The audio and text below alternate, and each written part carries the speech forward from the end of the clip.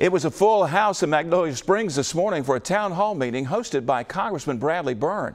Several topics discussed, but the one that got the most attention, that proposed toll for the new Mobile Bay River Bridge and Bayway.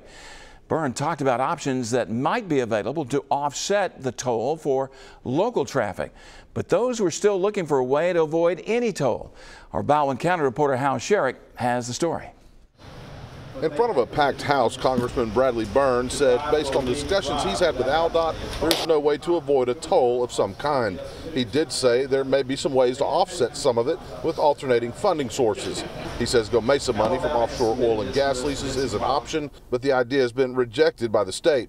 There's still hope that a federal grant may come through, but the state's submission for this grant has been rejected the last 2 years. Byrne says his hands are tied.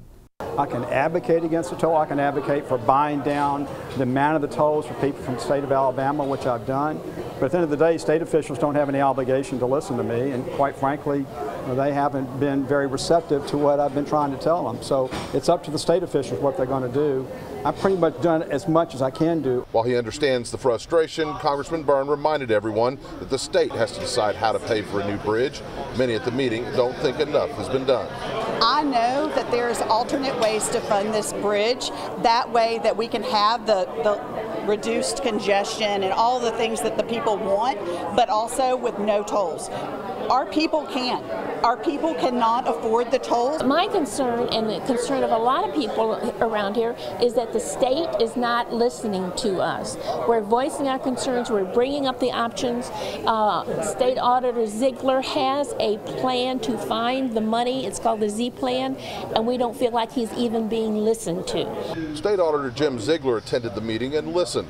Afterwards, he laid out part of his plan, which included tapping into what he says is a $15 billion surplus by the U.S. Postal Service. The Republican plan in Washington is to put that money into the Trump infrastructure program. We're for that.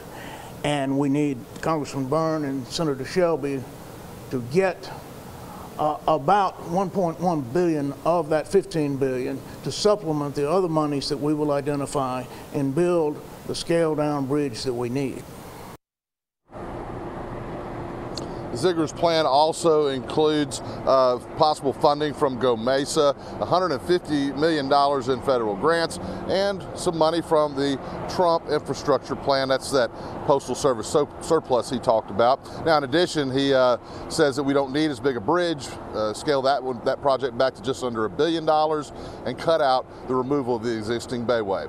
Now, there were no state representatives here at the meeting today. Ziegler plans to present his plan to Congressman Byrne and others early next week. Reporting live from Baldwin County, Hal Sherrick, Fox 10 News.